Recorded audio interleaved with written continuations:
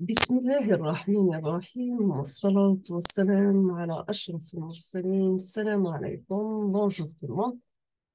Aujourd'hui, on va voir ensemble un autre exercice toujours في المodule théorie de signal pour l'essence de S4. On va voir ensemble la transformée de Fourier utilisée pour les signaux non périodiques. Dans cet exercice, on vous demande de trouver la transformée de Fourier pour les signaux suivants. On va commencer par le premier signal.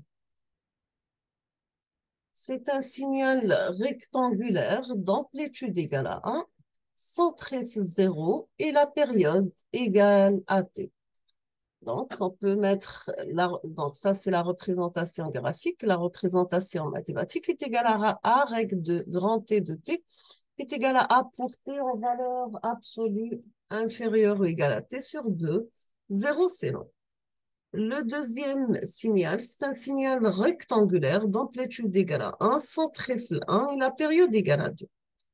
Donc, pour S de t, c'est une fenêtre rectangulaire d'ouverture ou bien de période égale à grand T et d'amplitude égale à 1.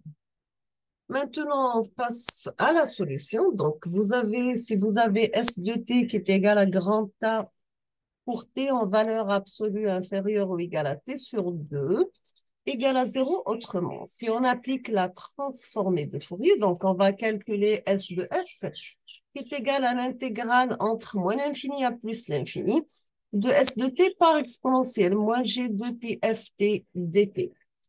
On va remplacer S de t par sa valeur qui est égale à 1 et les bornes d'intégrale, nous avons entre moins t sur 2 et t sur 2. Donc, c'est l'intégrale entre moins t sur 2 et t sur 2 de a par exponentielle moins g de pi ft dt. Nous avons l'intégrale de exponentielle moins g de pi ft, c'est exponentielle moins g de pi ft entre g de pi f. On va remplacer avec les bandes d'intégrale marra t sur 2 marra moins t sur 2. On obtient S de f égale à a par exponentielle plus g de pi f t sur 2 moins exponentielle moins g de pi f t sur 2. On va remplacer le 2 avec le 2. Donc, ça reste A sinus et on va mettre la différence des deux expos sur 2G par sinus. Donc, ça reste A sinus PFT sur PF. C'est-à-dire, nous avons obtenu un sinus cardinal, sachant si on va mettre sinus F, la forme A grand T par sinus PFT sur PFT. Donc, on obtient dans ce cas, c'est l'amplitude multipliée par la période par sinus cardinal FT, sachant que sinus cardinal de x égale sinus px sur px. On passe au deuxième signal S1 de t, c'est la même fonction porte, mais elle est centrée 1 et la période, la durée, l'amplitude égale à 1. Dans ce cas, on peut mettre notre signal S1 de t de la forme suivante. Vous avez que S1 de t, c'est le même signal S de t, mais il est centré 1 avec l'amplitude du signal égale à 1 et t sur 2 égale à 1. D'accord? Dans ce cas, on peut avoir, sachant que S de t, si on va remplacer A par 1 et la période t sur 2 par 1, on peut mettre S de t la forme 1 pour t en valeur absolue inférieure à 1 et 0 autrement. Bien sûr, on a calculé la transformée de Fourier de notre signal S de t et nous avons trouvé S de f qui est égal à A par t, donc t égale à 2 et l'amplitude égale à 1, donc ça sera 2 sinus cardinal ft, donc t égale à 2, donc tu divises de f qui est égal à sinus de pi f sur pf. D'accord? Maintenant, on ne va pas refaire les calculs, on va utiliser les propriétés de la transformée de Fourier, exactement le théorème de décalage temporel. Nous avons toujours, si nous avons un signal S1 de t qui est égal à S de t moins 1, A pour transformée de Fourier, S1 de f qui est égal à la transformée de Fourier de S de t moins 1, qui est égal tout simplement un exponentiel moins g de pf par s de f. Donc, la propriété utilisée, c'est bien la transformée de Fourier de S de t moins T0, sachant que dans notre cas, T0 égale à 1 est égal à exponentielle moins G de pi f T0 S de F. D'accord?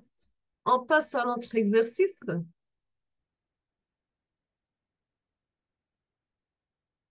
Dans cet exercice, donc, on vous demande de tracer le graphe et trouver la transformée de Fourier pour le signal suivant. Vous avez que S de t il prend la valeur 1 pour t compris entre moins 1 et 0. S de t égale à 2 pour t compris entre 0 et 1.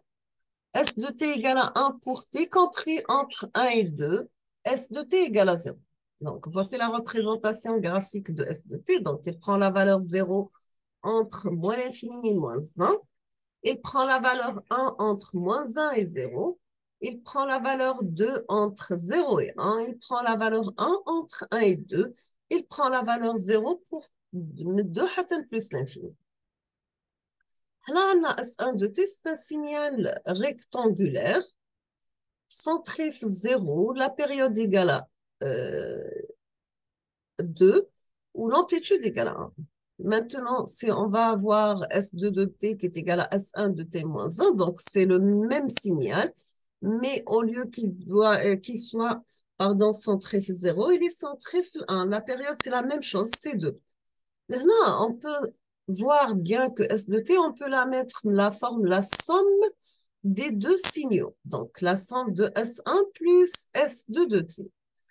Dans ce cas, si on cherche toujours la transformée de Fourier de S de t, on peut avoir que la transformée de Fourier de S de t qui est égale à S de f, c'est bien la transformée de Fourier de S1 de t qui est égale à S1 de f, plus la transformée de Fourier de S2 de t qui est égale à exponentielle moins g de ps S1 de f qu'on a déjà calculé dans l'exercice précédent. Dans ce cas, on peut sortir S1 de f comme facteur, donc ça reste S de f égale à 1 plus exponentielle moins g de pi f par S1 de f. Donc, est égal à 2 par exponentielle moins g pi f par S1 de f. Donc, là, on dit, si on veut sortir exponentielle moins GPF, ça reste exponentielle plus GPF. Donc, là, pour avoir le 1, on a x plus exponentielle moins G2 pi f divisé par 2. Donc, on a multiplié divisé par 2 et ça reste S1 de f tel qu'elle est. On va remplacer la somme des deux expos divisé par 2 par cosinus PF. Donc, ça devient S de f égale 2 exponentielle moins GPF cosinus PF multiplié par S1 de f qui est égal à sinus de PF sur PF ou bien sinus cardinal de 2f. Dans ce cas, on va obtenir S de f égale 2 fois, si on va multiplier et diviser par 2 pour avoir le sinus cardinal de 2f, tous les 4 exponentielle moins GPF par cosinus PF multiplié par sinus cardinal 2f.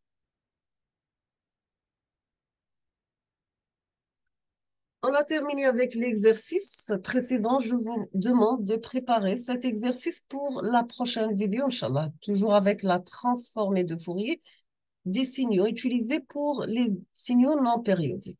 On vous demande dans cet exercice de trouver la transformée de Fourier du signal suivant. Donc, vous avez x de t qui est égal à exponentielle plus g de pi t pour t en valeur absolue inférieure à 1, 0 autrement. D'accord?